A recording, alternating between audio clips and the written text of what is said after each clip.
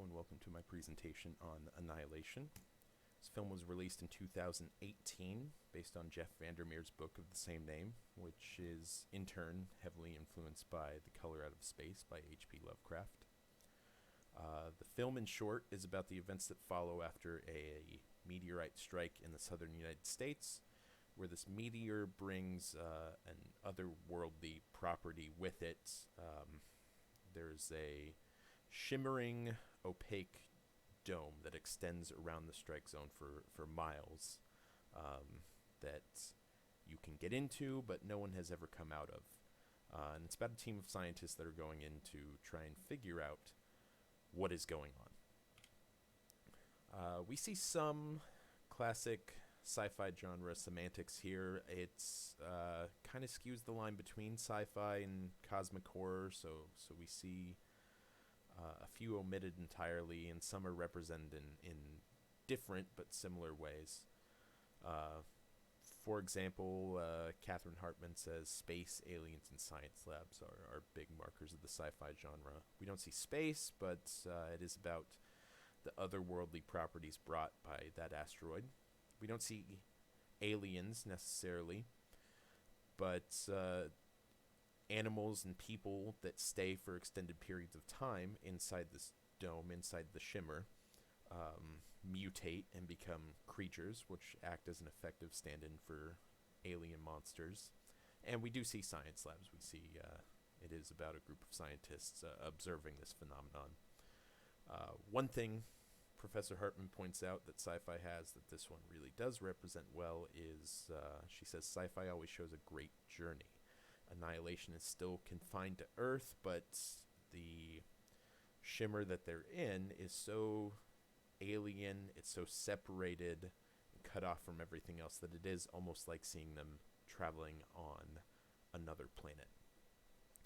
And lastly, one that it toys with but shows in a different way than usual sci-fi is the idea of a natural order being disrupted. In classic sci-fi, this would be man's curiosity disrupting the natural order of things, where in this case it's the natural order is changing itself, and it's how man reacts to being forcibly changed by nature. So let's look at this clip before I get into all the metaphors, and this will explain the mechanics at work in the film.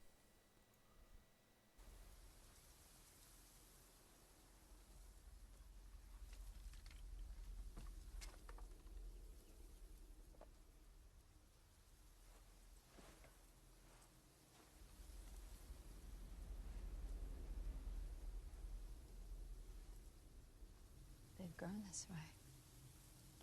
It doesn't make any sense. I think it does.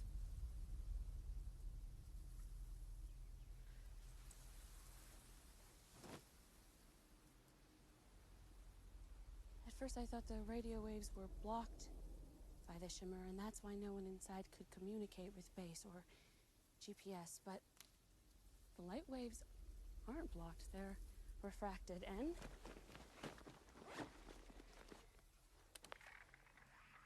it's the same with the radios. Signals aren't gone, they're scrambled.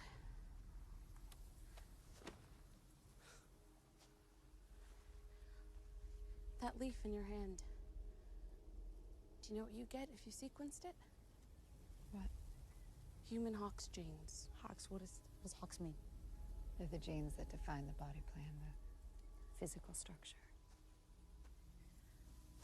And the plants have human body plan, arms attached to shoulders, legs, to hips. It's literally not possible. It's literally what's happening.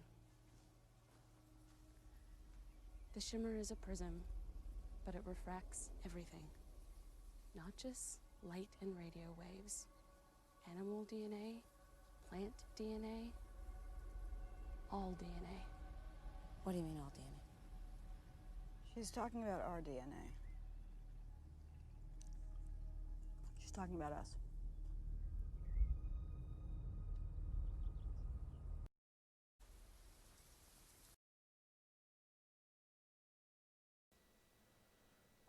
Alright, so that's kind of the sci-fi mechanic at work in this film, and it really, really informs the metaphors going on here. This film kind of strays away from classic sci-fi. Vivian Sobchak talks a bit about blending sci-fi and horror, and she says that one of the markers that differs them is sci-fi will deal with man versus society, whereas horror will deal with man versus self. This is very much more of a man versus self film, which makes sense as Alex Garland, director, has kind of one foot in each sci-fi and horror. He wrote 28 Days Later. He also wrote Ex Machina. So the director says that this film is about the concept of self-destruction, and I think, yes, it is, but it's also a lot about what comes after that self-destruction, how people change. Do they break down, or they adapt, or they become something new entirely? So this movie is about internal personal conflict and how you change with it. And the shimmer, this blending of DNA and light and waves and everything around you, all changing your body constantly, is a physical representation of external change, whereas it exists as a metaphor for the internal change that the characters are going through. Later on in the film, we even see these alien-like creatures that become like a body double or doppelganger of whoever interacts with them. And it's a very literal metaphor for either fighting with or working with yourself. Because we see both Natalie Portman and Oscar Isaac interact with these doppelgangers, and Natalie Portman gets in a fight with it, whereas Oscar Isaac chooses to work with it. So I think, and it's pretty nebulous concept, so this is all my opinion here, but I think the allegory is how, in order to change, you must sacrifice an older version of yourself in order to become something new. Again, we see this in a very literal sense. Oscar Isaac, we get a flashback to his time inside the Shimmer, where he meets a doppelganger. Oscar Isaac decides that his original body is too affected and too sick to go on. He sends the doppelganger to go home to his wife, Natalie Portman, instead. Very literal interpretation of sacrificing your old self to become something new. I think the ideology as a whole is that moving on from the past is a transformative and difficult process.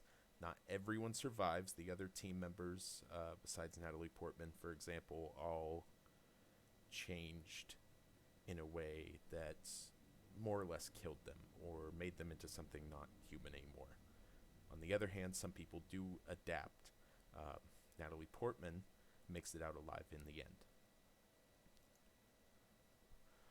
So I'll rush through all the representations really fast because, and then I'll sum it up at the end because I think they're all kind of saying the same thing here.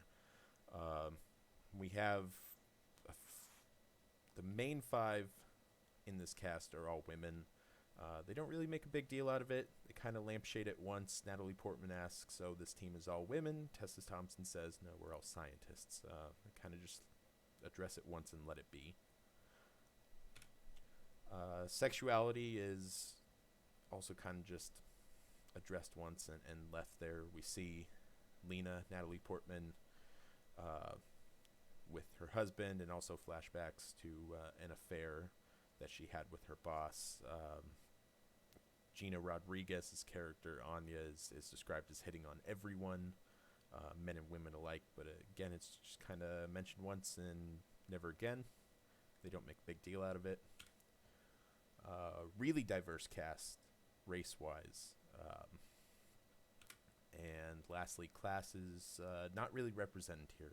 We see Natalie Portman and Oscar Isaac seem to be an upper middle class, well-to-do family, but we don't ever see anything to compare it with. So we don't really get that stratification of upper-lower class you see in dystopian sci-fi. So it's really not the message that they're going for here. What my interpretation is that this film is not for any group in particular. I think the idea was that this concepts aren't aimed at any one people. These concepts can apply to anyone. And lastly, AI, transhumanism, presence. Don't really have AI in the film, but transhumanism is heavily, heavily dealt with. We see on the top right there, we see the plants that are effectively getting human properties, but on the other hand, in one of the most impressive and disgusting prosthetic displays I've ever seen, we see humans that get plant properties. The film just deals a lot with, if you introduce something new to yourself, what do you become, and is it still human? And they talk about where we draw that line of, are we still human and are we still the same person that we were before we introduced these new things to ourselves. And lastly, impact on culture and canon. I'd love to say it had a huge impact. I don't really think it did. Generally good reviews. Roper gave it a 4 out of 4, which is great. He praised him for taking risks, but the film did not make its money back. It was generally considered a flop, and the director says that he is not interested in a sequel, despite the fact that this is supposed to be the first in a trilogy of books. He did kind of rewrite it in a way that cut out the last two, and both him and the studios don't seem to be interested in picking it up. So, unfortunate, great film, highly recommend it, but I don't think we'll be seeing more of this universe. And lastly, bibliography.